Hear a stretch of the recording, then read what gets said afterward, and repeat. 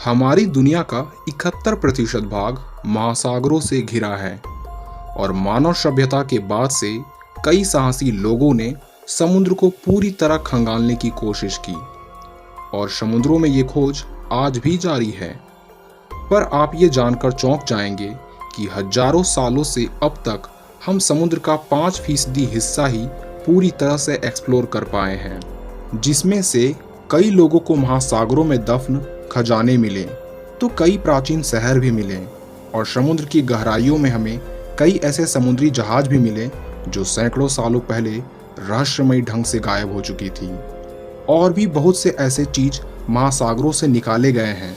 जब पूरे महासागर का 5% हिस्से को ही एक्सप्लोर करने पर हमें इतनी सारी वस्तुएं मिली हैं, तो बाकी बचे हिस्से को एक्सप्लोर करने पर हमें क्या क्या मिल सकते हैं आप अनुमान लगा ही सकते हैं। खैर, आज के इस वीडियो में हम 5 ऐसे ही रहस्यमय वस्तुओं की बात करने जा रहे हैं जो कई सालों पहले गहरे समुद्र में दफन थे। तो वीडियो में आगे बढ़ने से पहले वीडियो को लाइक करना ना भूलें। ट्रक लगून के भूतों का बेड़ा। साउथ पैसिफिक के कैरोलिन द्वीप के बंदरगाह को ट्रक लगून के भूतों का बेड़ा के नाम से भी जाना जाता है, जहां दूसरे विश्व युद्ध के दौरान अमेरिकी सेना ने जापानी सेना के 250 विमान को बर्बाद कर दिया और 50 से भी ज्यादा समुद्री जहाज को समुद्र में डुबो दिया।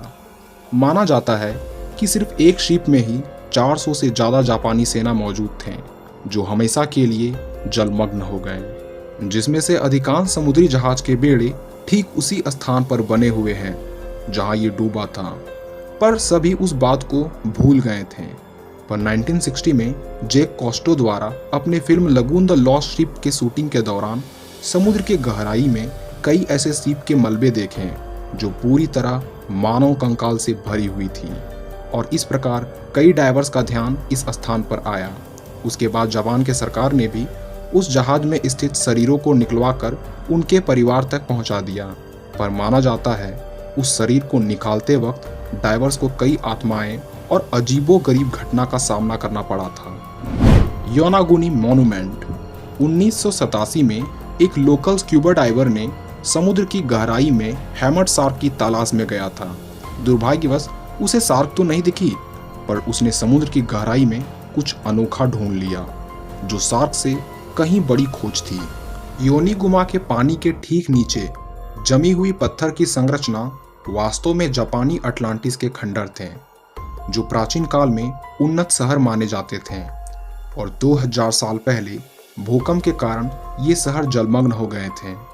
उस योनिगुनी मॉन्यूमेंट की संरचना इतनी परफेक्ट थी जिसे बिना ज्योमेट्री के ज्ञान के नहीं बनाया जा सकता था। मूसा, मैक्सिको। हाल ही में मैक्सिको में एक ऐसे म्यूजियम का उद्घाटन किया गया जो समुद्र के अंदर बना है। मैक्सिको के कैनक्यून नेशनल पार्क में स्थित इस म्यूजियम में करीब 500 आकृतियां हैं जिसे ब्रिटेन के मूर्तिकार जेसन टेलर्स और 5 अन्य मूर्तिकारों की सहायता से तैयार किया गया है। 6 मीटर गहरे पानी में स्थित इस म्यूजियम में 45 मिनट तक डाइविंग की जा सकती है। यहाँ मौजूद मूर्तियों को बिल्कुल असल इंसानों या वस्तुओं जैसे रूप दिए गए हैं जो 2009 में बनना शुरू हुआ और 2013 तक बनकर पूरा हो गया। इस म्यूजियम की सुंदरता का लुत्फ उठाने हर साल लाखों पर्यटक यहाँ आते रहते हैं। अब यह दुनिया का सबसे बड़ा आर्टिफिशियल कोरल रीफ के नाम से भी प्रसिद्ध है। The एंटीकायथेरा mechanism. 1901 में एक ग्रीक आइलैंड एंटीकायथेरा के तट पर एक डूबे जहाज का मलबा मिला था जहां से एक लकड़ी का बक्सा बरामद हुआ जिसके अंदर हजारों साल पहले एनालॉग कंप्यूटर था जिसका नाम एंटीकायथेरा मैकेनिज्म दिया गया। इसको दुनिया का सबसे पुराना कंप्यूटर माना जाता है जो आज से लगभग 2000 साल पहले बना था और इस डिवाइस की बनावट इतनी जटिल थी कि आज के वैज्ञानिक भी इसे देख हैरान हो गए और काफ़ी रिसर्च के बाद पता चला कि एंशिएंट टाइम में इसका इस्तेमाल सूर्य और चंद्र ग्रहण की भविष्यवाणी के लिए किया जाता था और शायद ये समुद्र में ढूंढे गए अब तक की सबसे बड़ी खोज थी। लेक न्यूशेटेल में स्थित शार्क की मूर्ति। स्विट्जरलैंड के न्यूशेटेल झील यूरोपियन डाइवर्स का आकर्षक का केंद्र है जो 84 मील वर्ग में फैला हुआ उस क्षेत्र का सबसे बड़ा झील है। और ठंड के मौसम में यहाँ डाइवर्स की भीड़ उमड़ी रहती है। पर एक दिन इस झील के अंदर कुछ डाइवर्स को डरावना शार्क दिखा, जिससे डर कर कुछ डाइवर्स वहाँ से भाग गए। पर कुछ ने उसे जब हिलते डुलते नहीं देखा तो उसके पास जाने की हिम्मत की, और जब उन्होंने उस शार्क को नज़दीक से देखा तो वह बस एक मूर्ति थी जिसे किसी ने वहाँ उस मूर्ति को रखा। पर इतने बड़े शार्क की मूर्ति को किसने रखा, यह अभी तक एक मिस्ट्री है।